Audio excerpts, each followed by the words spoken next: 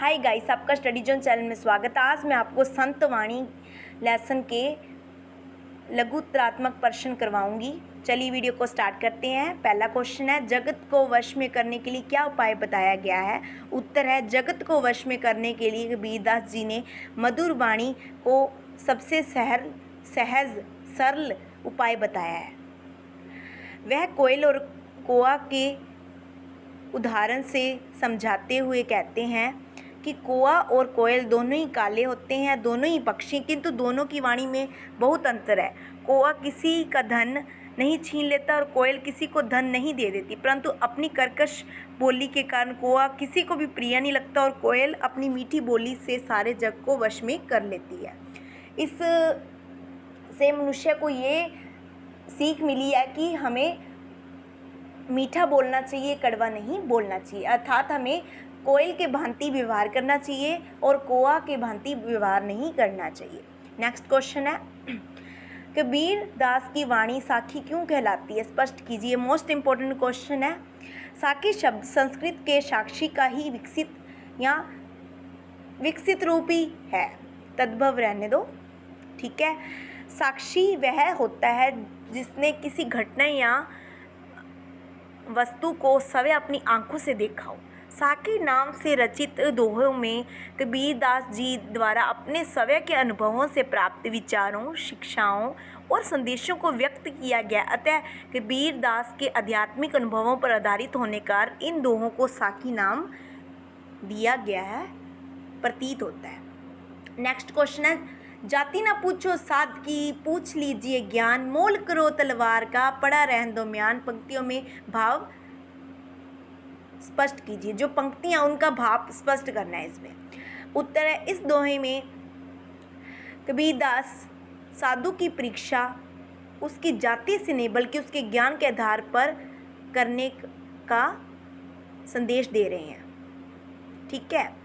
साधु यानी ज्ञानी और सदाचारी है, तो उसकी कोई भी जाति हो वह सम्मान का पात्र है। तलवार को खरीदने वाला पारखी व्यक्ति तलवार के लोहे और उसकी धार के आधार पर उसका मूल्य निश्चित किया करता है, उसकी सुंदरता म्यान के आधार पर नहीं।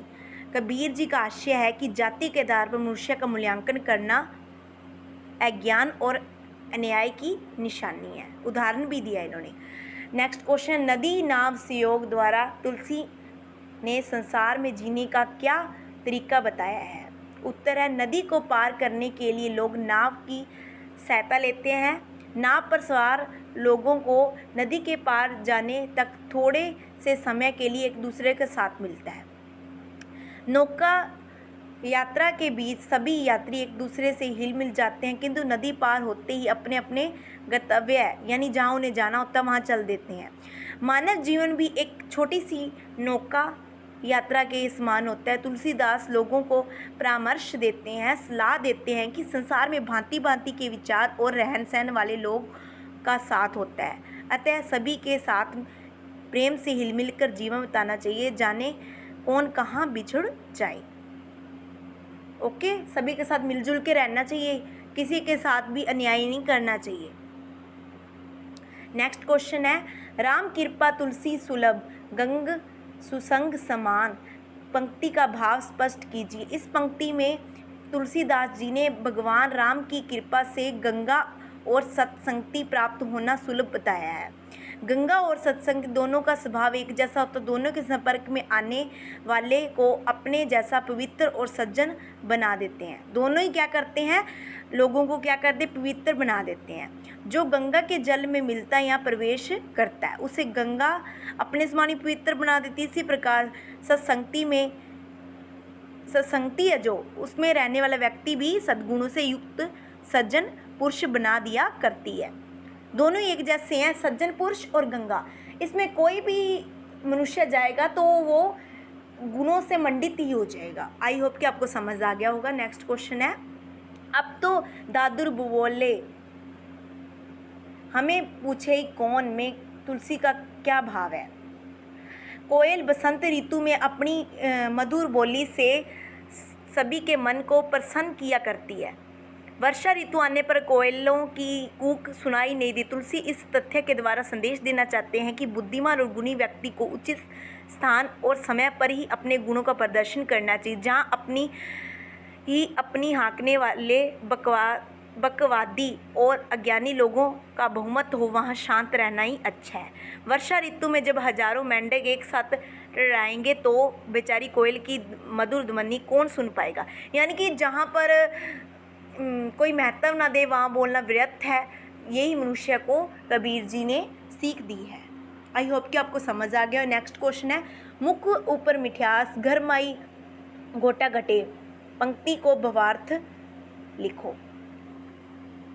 यानी कि पंक्ति का भाव लिखो। इस पंक्ति में कवि कृपाराम ने बताया है कि जो व्यक्ति बड़ा मीठा बोलता है किंतु उसके मन में बहुत खोटापन भरा होता है, ऐसे व्यक्ति से मेलजोल और मित्रता नहीं रखनी चाहिए। ऐसा व्यक्ति उस घड़े के समान है जिसके मुंह पर तो दूध भरा है लेकिन भीतर विष भरा हो।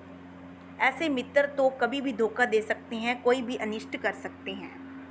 नेक्स्ट क्वेश्चन है, हिम्मत कीमत कोई रद्द कागज ज्यों रजिया, दोहे का भावार्थ लिखिए। दोहे के माध्यम से मनुष्य के किस गुण की ओर संकेत किया गया। उत्तर है, मानव जीवन में आगे बढ़ने के अथवा सम्मान पाने के अवसर बार बार नहीं आते। जो व्यक्ति ऐसे अवसरों पर साहस के साथ पूरी हिम्मत के साथ आगे बढ़कर अपना कौशल नहीं दिखाता उसे कोई नहीं पूछता। संसार में हिम्मत दिखाने वाले व्यक्ति को ही सम्मान मिलता है। जिसमें हिम्मत नहीं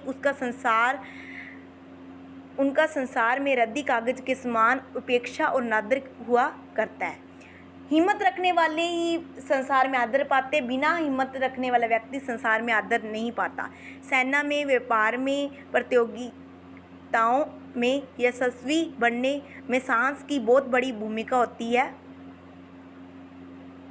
चुनौती को देखकर घबरा जाने वाले लोग कभी जीवन में सफल और सम्मान नहीं पा सकते। इन पंक्तियों में मनुष्य के साहसी होने के गुण की ओर कवि ने संकेत किया है। आई होप कि आपको मेरी वीडियो पसंद आई होगी। प्लीज़ मेरी वीडियो को लाइक करें, शेयर करें, कमेंट करें और हमारे चैनल स्टडी जोन को सब्सक्राइब करें, बेल आइकन को प्रेस करें ताकि आने वाली वीडियो की नोटिफिकेशन आपको सबसे पहले मिले। Thank you for watching.